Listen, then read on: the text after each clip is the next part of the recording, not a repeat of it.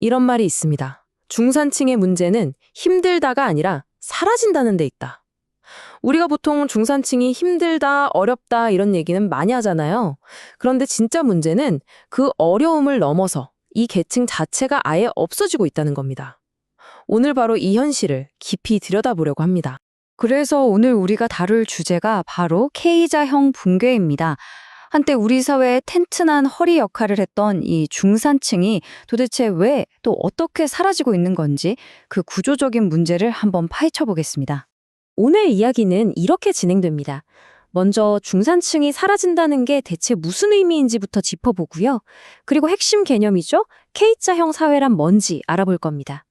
다음으로 이 붕괴가 어떤 과정을 통해 일어나는지 그 메커니즘을 살펴보고 그 결과 우리 사회가 어떤 충격을 받게 되는지, 마지막으로 우리가 던져야 할 질문은 무엇인지 순서대로 이야기 나눠보겠습니다. 네, 그럼 첫 번째 이야기부터 시작해보죠. 사라지는 중산층. 우리가 이 현상을 어떻게 바라봐야 할까요? 여기서 정말 중요한 포인트가 하나 있습니다. 이걸 단순히 하향 평준화라고 생각하면 본질을 놓치게 됩니다. 보통 중산층이 무너진다고 하면 다 같이 힘들어지는구나. 뭐랄까, 사회 전체가 하향 평준화되는 걸 떠올리기 쉽습니다. 그런데요, K자형의 현실은 그게 아니라는 겁니다. 핵심은 모두가 같이 가라앉는 게 아니에요.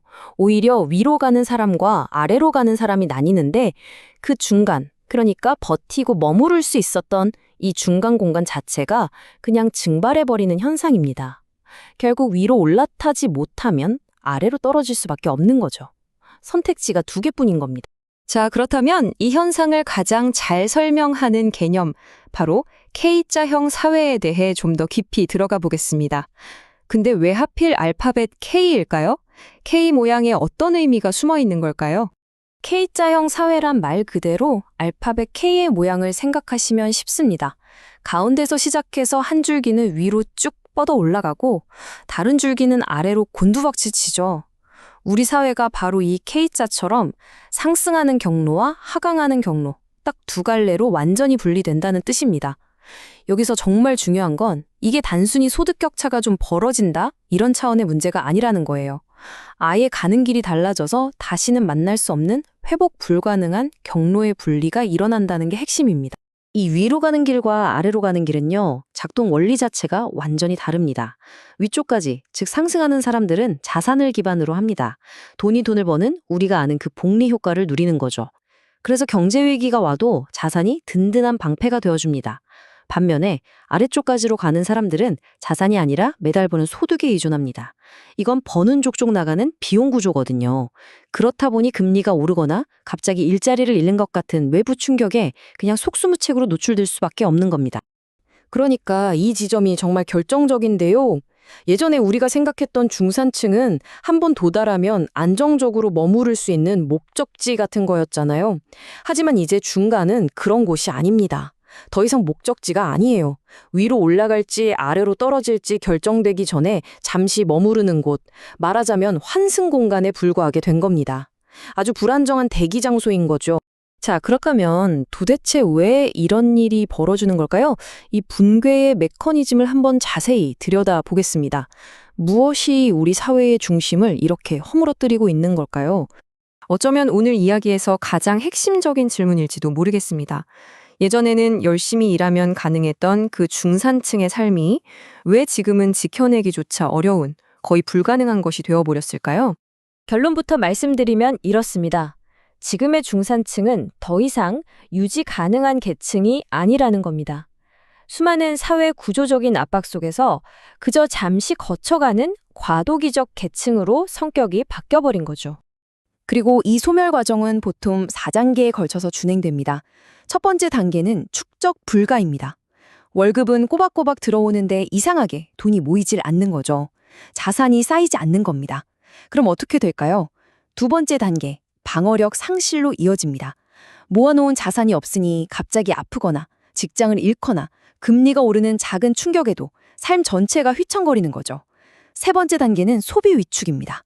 이제 여유를 즐기는 소비는 꿈도 못 꾸고 정말 생존에 필요한 필수적인 소비만 남게 됩니다. 그리고 마지막 네 번째 단계, 계층 고착에 이릅니다. 이제 더 이상 위로 올라갈 사다리는 보이지 않고 한번 아래로 떨어지면 다시는 회복하기 힘든 상태가 되는 겁니다. 자, 지금까지는 개인의 차원에서 이야기를 했다면 이제는 시야를 확 넓혀봐야 합니다. 중산층이 사라지는 건요, 그냥 몇몇 개인의 불행으로 끝나는 문제가 절대 아닙니다. 이건 우리 사회 전체를 위협하는 거대한 국가적 리스크입니다. 첫 번째 리스크는 바로 소비 기반의 붕괴입니다. 생각해보세요. 우리 경제에서 가장 지갑을 활발하게 열었던 가장 안정적인 소비 집단이 바로 중산층이었습니다. 이들이 사라지면 내수시장이 당연히 힘을 잃겠죠. 그럼 기업들도 힘들어지고 결국 경제 전체가 활력을 잃게 되는 겁니다. 두 번째는 세수 불안정 문제입니다. 국가 재정, 즉 나라 살림은 세금으로 운영되잖아요. 그런데 세금의 가장 큰 부분을 감당하던 게 바로 중산층입니다. 이 허리가 가늘어지면 당연히 안정적으로 세금을 걷기가 어려워지겠죠. 이건 나라 운영의 뿌리가 흔들리는 심각한 문제입니다. 세 번째 리스크는 우리 모두가 지금 체감하고 있는 문제죠. 바로 출산율 급락입니다. 내 미래가 어떻게 될지 한 치 앞도 내다보기 힘든데 안정적인 계획을 세울 수 없는데 누가 선뜻 결혼하고 아이를 낳으려고 하겠습니까? 중산층의 불안정은 곧바로 인구 절벽이라는 국가적 재앙으로 이어집니다. 그리고 네 번째는 정치적 양극화입니다. 중산층은 사회의 균형추 역할을 했습니다. 너무 한쪽으로 치우치지 않도록 합리적이고 온건한 목소리를 내면서 사회의 완충지대가 되어줬죠. 그런데 이 중심이 사라지니까 어떻게 될까요? 정치는 타협점을 찾지 못하고 양극단으로만 치닫게 되는 겁니다. 결국 허리가 없는 사회에는 딱 두 부류의 사람들만 남게 됩니다. 어떻게든 가진 걸 지키려는 사람, 그리고 더 이상 잃을 것조차 없는 사람. 이 둘 사이에는 어떤 공통점도, 타협의 여지도 없겠죠? 사회적 갈등은 점점 더 커질 수밖에 없는 구조입니다. 자, 이제 논의를 마무리할 시간입니다. 이쯤에서 우리는 한번 근본적인 질문을 던져봐야 합니다. 우리가 그토록 당연하게 여겼던 중산층이라는 개념 자체가 혹시 하나의 환상은 아니었을까요? 오늘날 우리가 중산층이라고 부리는 사람들의 현실을 보면 정말 여러 가지 모순이 보입니다. 소득은 분명 중간쯤 되는데 막상 들여다보면 쌓아놓은 자산은 거의 없습니다. 집 한 채가 전 재산인데 당장 쓸 수 있는 현금은 없죠. 세금은 꼬박꼬박 성실하게 내는데 정작 내가 위기에 처했을 때 사회는 나를 제대로 보호해주지 못합니다. 아이 교육에 모든 걸 쏟아붓지면 그 아이의 미래가 안정적일 거라는 확신은 없습니다. 바로 이것이 중산층의 환상의 실체입니다. 그래서 우리는 이 마지막 질문 앞에 서게 됩니다. 이 K자형으로 갈라진 사회 구조 안에서 과연 과거와 같은 그런 단단한 중산층을 다시 만들어낼 수 있을까요?